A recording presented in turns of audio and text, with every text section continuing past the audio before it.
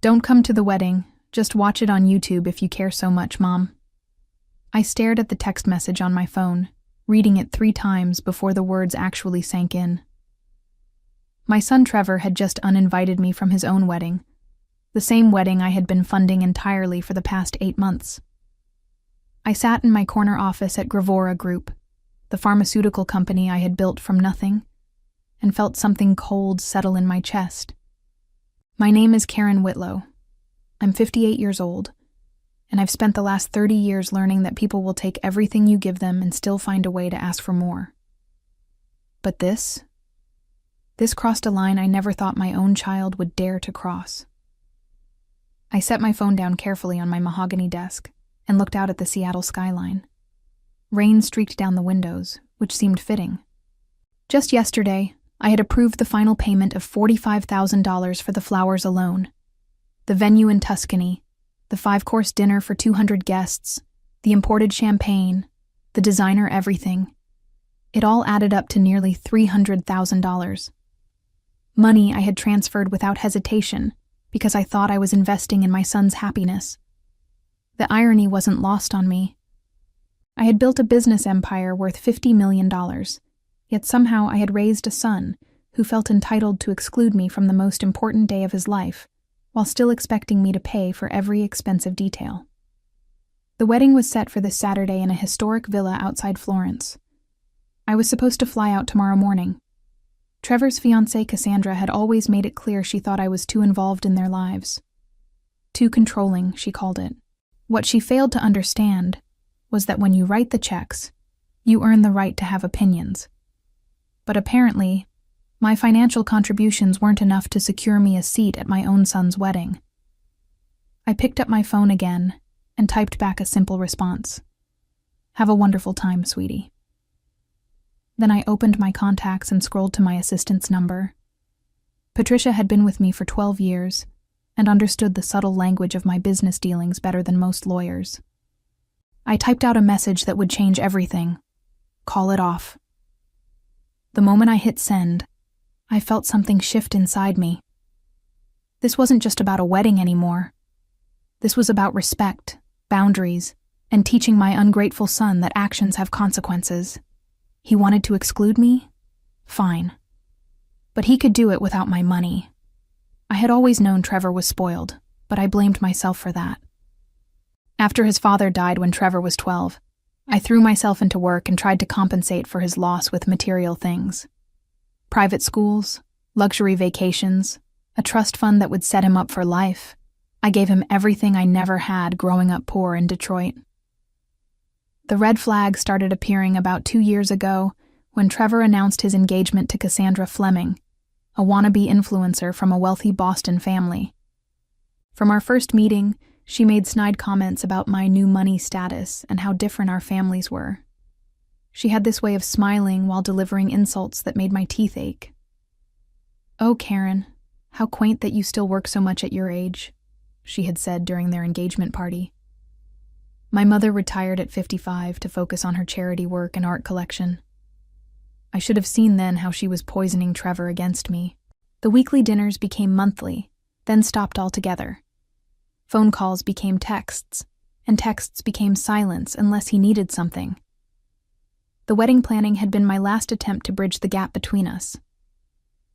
When they first told me about their dream of a destination wedding in Italy, I immediately offered to pay. Trevor's eyes lit up with that familiar gleam I recognized from his childhood, the look of someone who had just gotten exactly what they wanted. But Cassandra's expression was different. She looked almost disappointed that I had made the gesture before she could manipulate it out of me. Over the following months, every conversation about the wedding became a negotiation. Cassandra wanted the most expensive everything, and somehow I became the villain for asking reasonable questions about the budget. When I suggested we could have an equally beautiful ceremony in Napa Valley for half the cost, she accused me of trying to ruin their special day. "This is our dream wedding, Mom," Trevor had said, his voice carrying that whining tone I remembered from when he was 15. "Can't you just support us without trying to control everything?" The worst part was watching my son transform into someone I barely recognized. The boy who used to call me every Sunday had become a stranger who only contacted me when he needed another wire transfer. Cassandra had successfully turned me from his mother into his ATM, and I had let it happen because I was desperate to maintain some connection with my only child. Now, sitting in my office with rain pattering against the windows, I realized that connection had been an illusion. They had been planning to exclude me all along, probably figuring I would find out too late to do anything about it. They had underestimated me completely. My phone buzzed with a text from Patricia. Understood. How far do we take this? I smiled for the first time in weeks and typed back, all the way. The next morning brought a flurry of activity that felt oddly therapeutic. Patricia arrived at my office at 6 a.m. with a stack of contracts and a grim expression that told me she was ready for war. We had worked together long enough that she understood my methods. I never made empty threats, and I always followed through. The venue contract has a 48-hour cancellation clause with full refund, she reported, spreading documents across my conference table. The caterer can be canceled with 24 hours notice. The florist, photographer, and string quartet all have similar terms. Your legal team has been reviewing everything since last night. I nodded, feeling that familiar rush of satisfaction that came from thorough preparation. In business, timing was everything, and I had always been excellent at timing. What about the guests? Do we have the invitation list? Cassandra's assistant was very helpful when I explained we needed to coordinate travel arrangements, Patricia said with a slight smirk. Apparently most guests are staying at the same hotel in Florence. I have all the details. The beauty of my plan was its simplicity. Everything, and I mean everything, had been booked under my company's name using my credit cards. Trevor and Cassandra had been so eager to spend my money that they had never bothered to transfer any vendors to their own accounts. They had no legal standing, no financial responsibility, and no backup plan. My phone rang, displaying Trevor's number. I let it go to voicemail, then listened to his message. Hey, Mom. Just wanted to confirm everything is still on track for Saturday. Cassie is getting nervous about some of the vendors. Call me back when you get this. The audacity was breathtaking. 3 days after uninviting me, he was calling to make sure I was still handling all the logistics for his wedding. I deleted the message without responding. Patricia looked up from her laptop. The hotel confirms that Mr. Trevor Whitlow and Miss Cassandra Fleming checked in yesterday evening. Their rehearsal dinner is scheduled for tonight at the venue. Perfect timing, I said, feeling pieces click into place. Execute the cancellations in sequence. Start with the vendors, then the venue. I want everything gone by noon their time. As Patricia made the calls, I booked a flight to Florence. If my son wanted me to watch his wedding online, he was going to be disappointed. There wouldn't be a wedding to watch, but there would be something much better. A lesson in consequences that would be worth every penny I had ever spent on his entitled existence. The last call Patricia made was to the villa. I watched her face as she spoke with the event coordinator, explaining that the Whitlow wedding was canceled effective immediately due to a family emergency. When she hung up, she looked at me with something approaching admiration. It's done, she said. Everything's canceled. Do you want me to book the return of the deposits? Not yet, I replied, already planning my next move. I have a better idea. The flight to Florence gave me 12 hours to perfect my plan. While Trevor and Cassandra were probably enjoying their rehearsal dinner, blissfully unaware that their wedding was evaporating around them, I was 30,000 feet above the Atlantic, putting the finishing touches on what would become the most satisfying business transaction of my career. I had built Gravora Group by recognizing opportunities that others missed, and this situation was no different. The Villa Monterosa was exquisite, a 16th century estate with terraced gardens, a chapel, and accommodations for 50 guests. I had chosen it myself after touring dozens of venues. It was exactly the kind of place where a successful pharmaceutical CEO might host an important corporate retreat. My assistant had done her homework. The villa's event coordinator, Signora Benedetti, was devastated about the cancellation. but thrilled when I called to book the same weekend for a last-minute executive summit. The deposit I offered was twice what Trevor's wedding would have paid, and I promised a full week of additional bookings for future company events. "Naturalmente, Signora Whitlow," she had said in accented English. "The villa is yours. We will make it perfetto for your important guests." What she didn't know was that my important guests were the same people who had been invited to my son's wedding. During the flight, I had spent 4 hours crafting the perfect email, which went out to every single person on Cassandra's invitation list. "Dear friends and family," it began, "due to unforeseen circumstances, Trevor and Cassandra's wedding has been postponed indefinitely. However, I, Karen Whitlow, would be honored to host you all for a weekend celebration of new beginnings at the Villa Monterosa. Please consider this my treat as a gesture of gratitude for your friendship and support over the years." The responses started coming in before I landed. Apparently, many of the guests had been looking forward to their Italian weekend more than the actual wedding. Cassandra's own grandmother replied that she was delighted to finally meet the woman who built such an impressive company and looked forward to proper conversation with someone who understood business. By the time I checked into my hotel in Florence, a different one from where Trevor and Cassandra were staying, I had 43 confirmed attendees for my impromptu celebration. The florist was thrilled to repurpose the elaborate arrangements. The caterer switched the menu from wedding breakfast to corporate luncheon without missing a beat. Even the string quartet was available, eager for the additional income. The only thing I changed was the photography. Instead of wedding pictures, I arranged for a professional videographer to document my weekend celebration. After all, Trevor had suggested I watch on YouTube.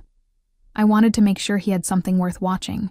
My phone had been buzzing constantly with calls from Trevor, but I had turned it to silent mode. I could see his increasingly frantic voicemails piling up, but I wasn't ready to speak with him yet. First, I wanted him to fully understand what he had lost. The hotel concierge handed me my room key with a warm smile. "Benvenuta a Firenze, Signora Whitlow. I understand you have a special event this weekend." "Yes," I said, feeling genuinely happy for the first time in months.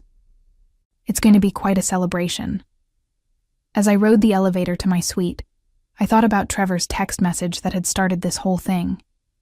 He had wanted me to watch his wedding online, as if my love for him could be reduced to a passive viewing experience. What he was about to learn was that some lines, once crossed, could never be uncrossed. And some mothers, when pushed too far, would rewrite the entire script. Saturday morning dawned crisp and clear in Tuscany. I woke up in my hotel suite feeling more energized than I had in years, like a general preparing for a battle I knew I would win. My phone showed 37 missed calls from Trevor and 12 text messages that progressed from confusion to panic to pure desperation. The first one, sent at 11 p.m. Florence time, read, "Mom, something weird is happening. The venue says our wedding is canceled. This has to be a mistake. Call me ASAP." By 3 a.m., his messages had become increasingly frantic. "Mom, where are you? The florist won't answer their phone. The caterer says they're working a different event. What is happening?" The most recent message, sent just an hour ago, simply said, "Please, I'm begging you. Call me back." I set the phone aside and ordered room service, fresh pastries, Italian coffee, and fruit that tasted like sunshine. Today was going to be perfect, and I intended to savor every moment of it. At 10 a.m., I arrived at Villa Monterosa to find organized chaos. The staff was setting up for what they believed was a corporate retreat, but with all the wedding flowers and decorations, it looked more like a fairy tale than a business meeting. Signora Benedetti greeted me with enthusiasm that bordered on reverence. "Signora Whitlow, everything is ready for your special guests. The chapel is prepared for your presentation." I had told her I would be giving a keynote speech about new beginnings in business. It wasn't entirely a lie. Yes, I'll be speaking about the importance of loyalty and respect in professional relationships. The first guests arrived at noon, Cassandra's Boston relatives who had been confused by my email but decided to attend anyway. Her Aunt Margaret, a stern-faced woman in her 70s, introduced herself with barely concealed curiosity. "I must say, this is highly unusual," she said, looking around at the elaborate setup. Cassandra never mentioned that Trevor's mother was so involved in the wedding planning. "Oh, I was very involved," I replied with a smile that felt sharp around the edges. "Some might say I made the whole thing possible." More guests trickled in throughout the afternoon. College friends of Trevor's, business associates of mine who had been invited as a courtesy, distant relatives who seemed more interested in the free Italian vacation than family obligations. By 4 p.m., we had a full house, and the irony was delicious. My son's wedding guests were attending my celebration instead. The photographer I had hired was documenting everything beautifully. Candid shots of guests enjoying the gardens, formal portraits in the chapel, group photos on the terrace with the Tuscan hills as a backdrop. It would make for quite a YouTube video. At 5 p.m., just as I was preparing to give my speech, my phone rang with a call from the hotel where Trevor and Cassandra were staying.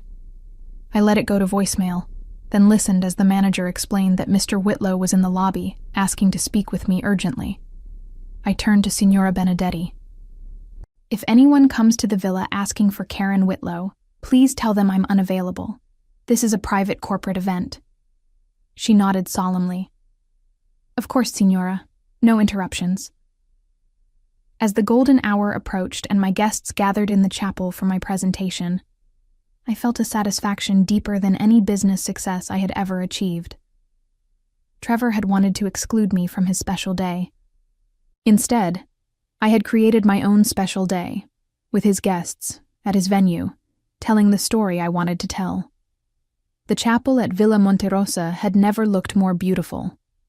Late afternoon sunlight streamed through the stained glass windows, casting rainbow patterns across the stone floor where 43 wedding guests sat in wooden pews, waiting to hear what I had to say. The irony of the moment wasn't lost on me. I was standing exactly where my son should have been exchanging vows, addressing the people who had come to celebrate his marriage. "Ladies and gentlemen," I began, my voice carrying easily through the sacred space. "Thank you for joining me on such short notice for this celebration of new beginnings." I looked out at the faces before me, Cassandra's family, Trevor's college friends, business associates who had known me for years. Some looked confused, others curious, but all were listening intently. Many of you traveled a long way to be here this weekend, expecting to witness a wedding. Instead, you're witnessing something far more valuable, a lesson about respect, loyalty, and the true meaning of family. Cassandra's grandmother leaned forward, her sharp eyes fixed on me with what looked like approval. Trevor's former roommate shifted uncomfortably in his seat, probably realizing he was about to hear some uncomfortable truths. For 30 years, I built my company on the principle that relationships are investments. You give your time, your energy, your resources, and in return, you expect basic human decency. When people violate that trust, there are consequences. My phone, set to silent, lit up with another call from Trevor. I let it ring.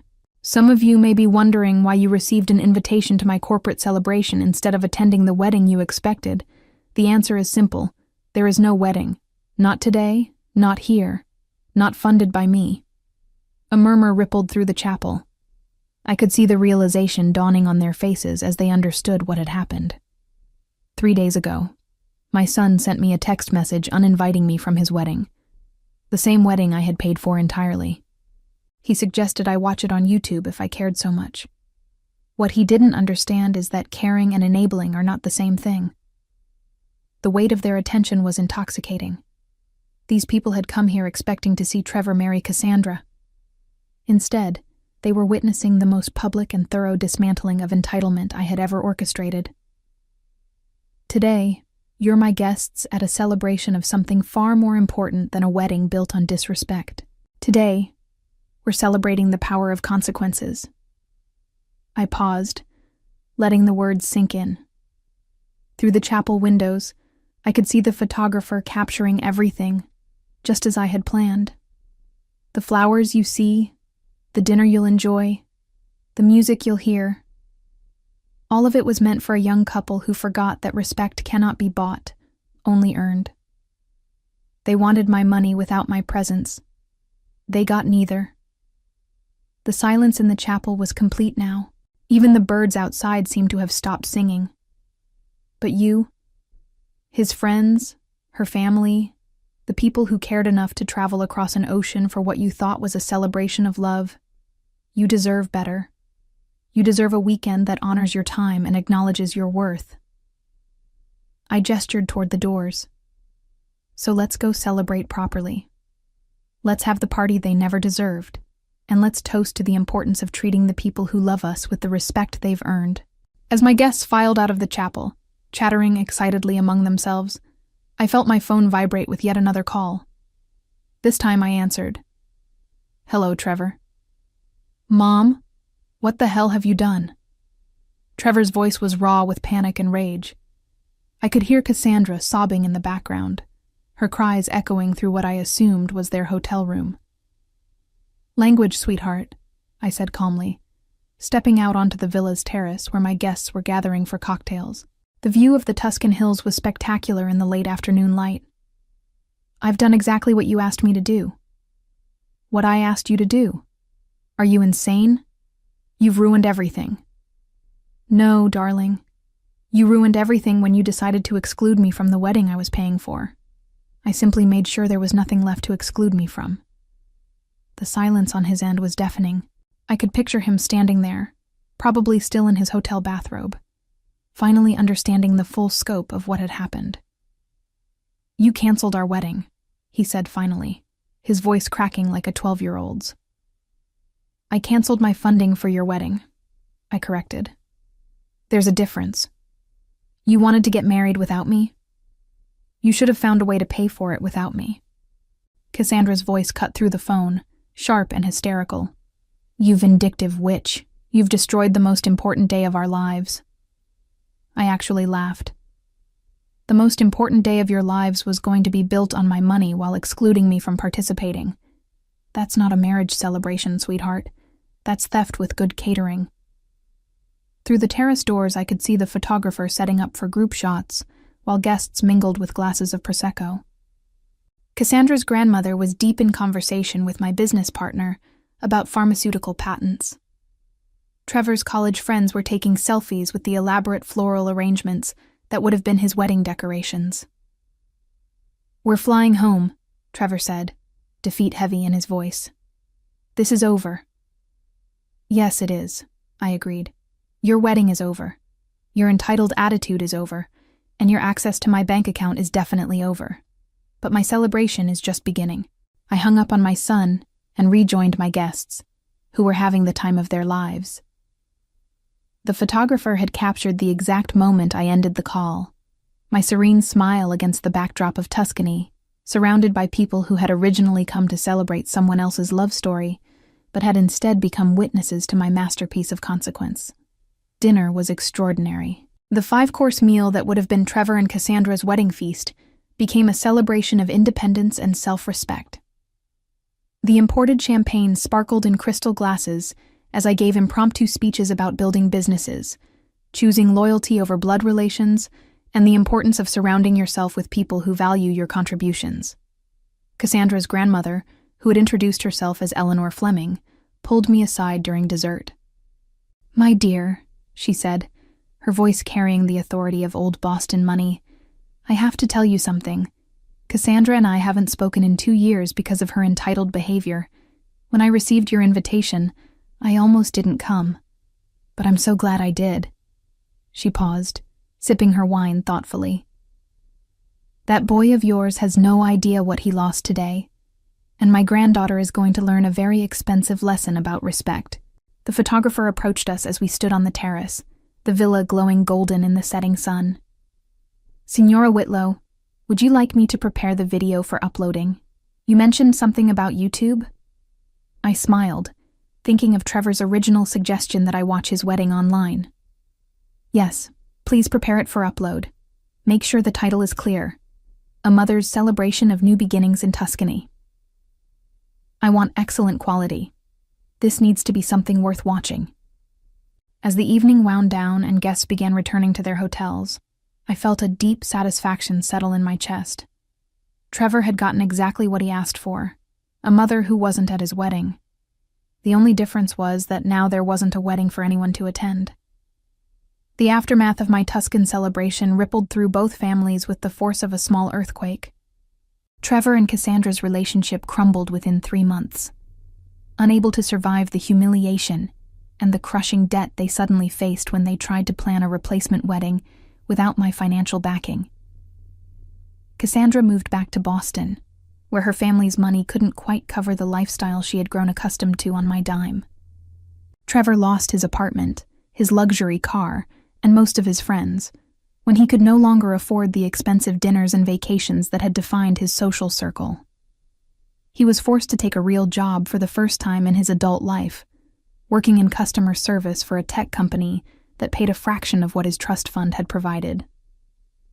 The video of my celebration went viral, viewed over 2 million times, with comments praising me as a savage queen and Mother of the Year. Cassandra's social media influence evaporated overnight when the story broke, her follower count plummeting as people realized her luxurious lifestyle had been funded entirely by the mother-in-law she had spent years insulting. As I sit in my Seattle office now, 6 months later, watching the rain streak down my windows, just as it did on that day when everything changed, I feel no regret about the choice I made. Trevor calls occasionally, usually when he needs help with rent or groceries, but our conversations are different now, more honest, less entitled. Sometimes I think he might actually be learning what it means to earn something instead of simply expecting it. Building Gravora Group taught me that the most valuable lessons often come with the highest price tags, and some investments only pay dividends when you're brave enough to stop throwing good money after bad. My son wanted to exclude me from his life while keeping my wallet. Instead, he learned that love and money are not the same thing, and that a mother's generosity, once lost, is not easily regained.